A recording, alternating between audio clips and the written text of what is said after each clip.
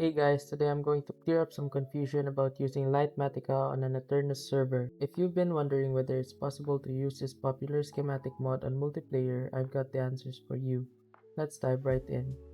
First off, Litematica is a client-side mod. This means you can install it on your own computer, and even if the server you're joining doesn't have Litematica installed, you won't be blocked from entering.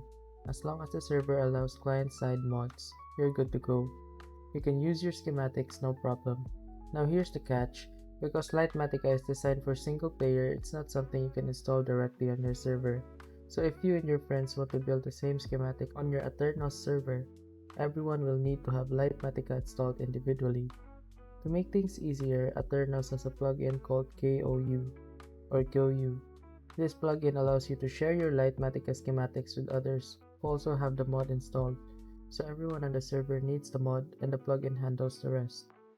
To wrap it up, Litematica itself can't be added to the server, but with the right setup, you and your friends can still use it in multiplayer.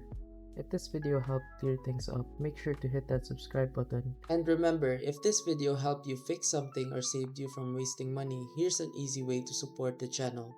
You'll find an Amazon link in the description. Bookmark it and use it whenever you shop. Whether you're buying tech or everyday essentials, a small portion of what you already spend helps support the work here at no extra cost to you. And trust me, Amazon won't even notice. If you want to support directly, you can also buy me a coffee or check out the phone accessory store linked below. Totally optional. That's it. Thanks for the support. Stay sharp and I'll see you in the next video.